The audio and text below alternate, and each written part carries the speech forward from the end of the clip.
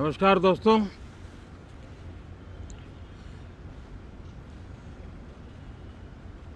Monsoon सत्र में आप सभी मीडिया जगत के लोगों का स्वागत है।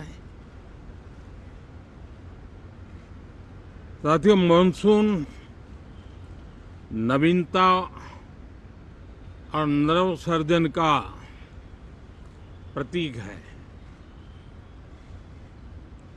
और अब तक जो खबरें मिली हैं, देश में मौसम बहुत ही अच्छे ढंग से आगे बढ़ रहा है। कृषि को लाभदायक मौसम की खबरें हैं और बारिश किसानों की अर्थव्यवस्था, देश की अर्थव्यवस्था, ग्रामीण अर्थव्यवस्था और इतना ही नहीं, हर परिवार की अर्थव्यवस्था में एक बहुत महत्वपूर्ण होता है। अब तक जो मुझे जानकारी दी गई है उस हिसाब से पिछले 10 वर्ष में जो पानी का भंडार हुआ है इस बार, वो करीब करीब 3 गुना हुआ है, जिसका आने वाले दिनों में भी देश के अर्थतंत्र को बहुत लाभ होगा। साथियों, ये मॉनसून सत्र राष्ट्र के लिए ये बहुत ही गौरवपूर्ण सत्र है। ये मॉनसून सत्र राष्ट्र के लिए एक अपने आप में विजयोत्सव का रूप है।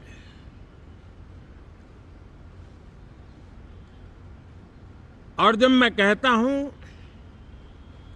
कि सत्र राष्ट्र गौरव और विजयोत्सव का सत्र है, तो सबसे पहले तो मैं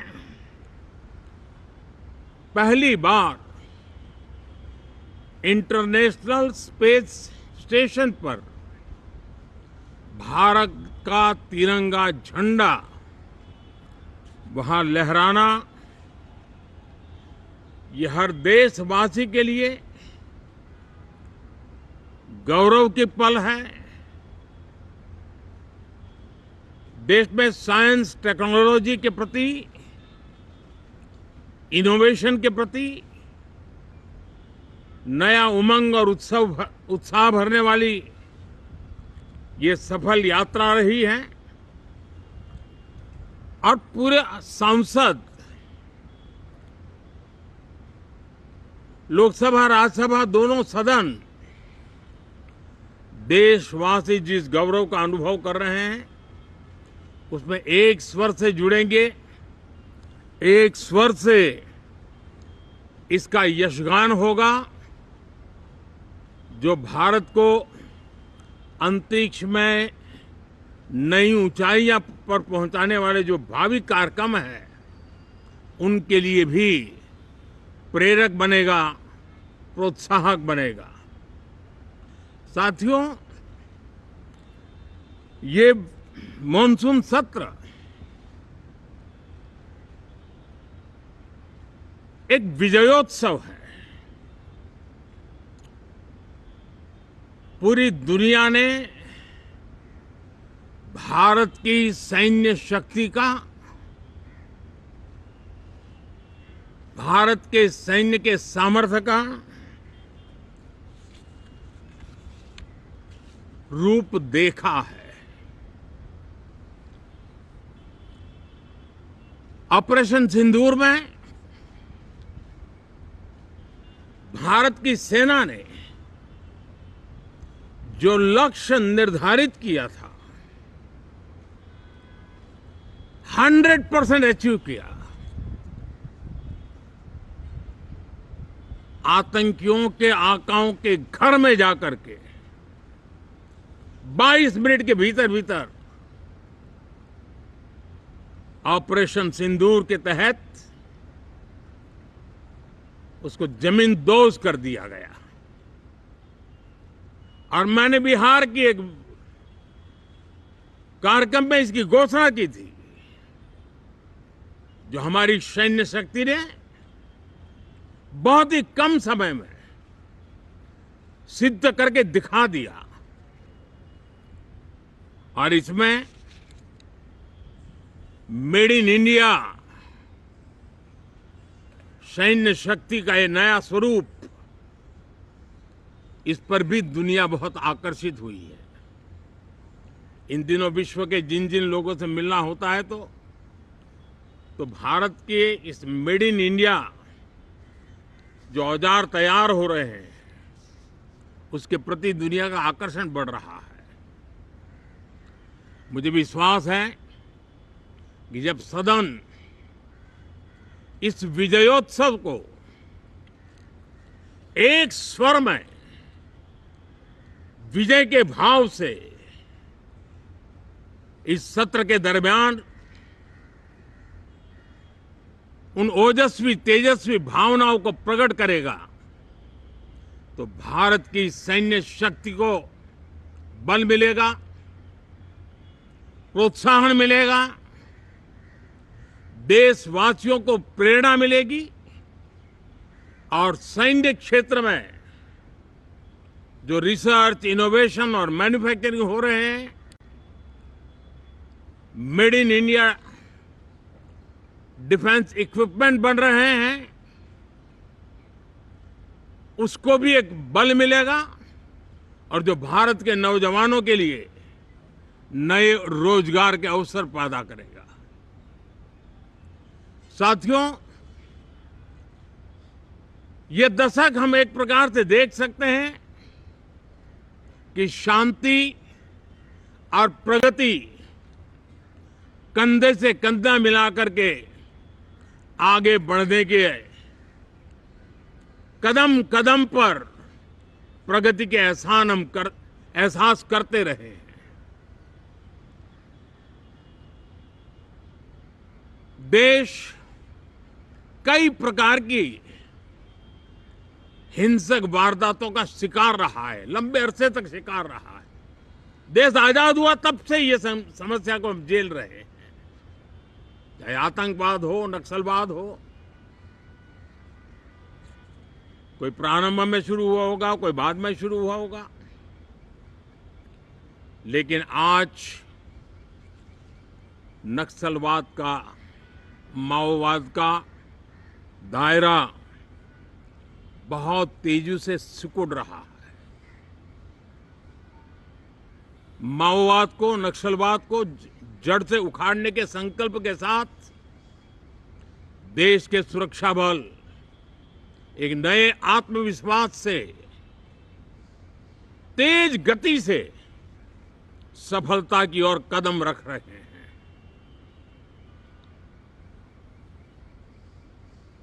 और मैं गर्व से कह सकता हूं,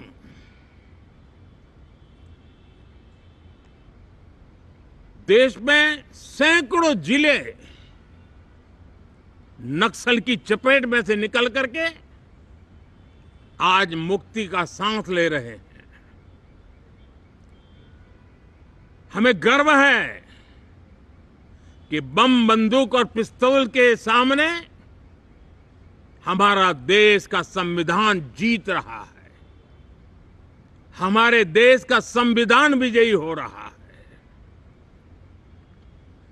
देश के उज्जवल भविष्य के लिए साफ दिख रहा है कि कल तक जो रेड कॉरिडोर थे, वो आज ग्रीन ग्रोथ जोन में परिवर्तित होते नजर आ रहे हैं। साथियों, एक के बाद ऐसी घटनाएं देशभक्ति के लिए, देश की भलाई के लिए संसद में पहुंचे हुए हर माननीय सांसद के लिए गौरव का पल है। और संसद के इस सत्र में ये गौरव गान पूरा देश सुनेगा, हर सांसद से सुनेगा, हर दल से सुनेगा। साथियों, आर्थिक क्षेत्र में भी जब 2014 में आप सबने हमें जिम्मेवारी दी, देश फ्रेजाइल 5 की अवस्था से गुजर रहा था।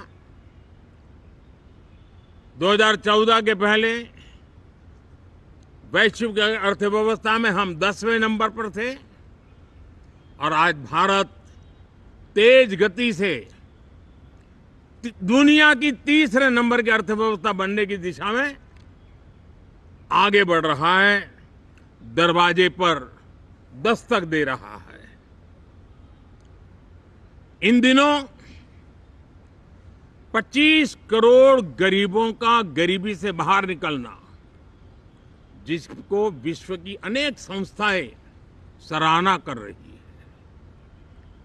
देश में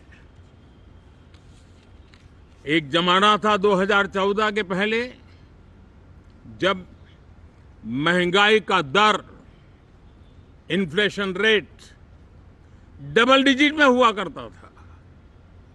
आज 2% के आसपास आकर के देश के सामान्य मानव के जीवन में राहत बन गया है, सुविधा बन गया है।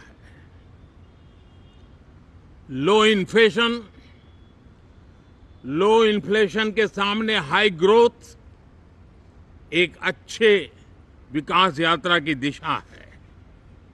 साथियों, डिजिटल इंडिया, यूपीआई आज भारत के एक नए सामर्थ्य को दुनिया देख रही है, पहचान रही है और ज्यादातर देश में उसके प्रति एक आकर्षण पैदा हो रहा है। यूपीआई ने फिनटेक की दुनिया में अपने एक नाम कमाया है। Real time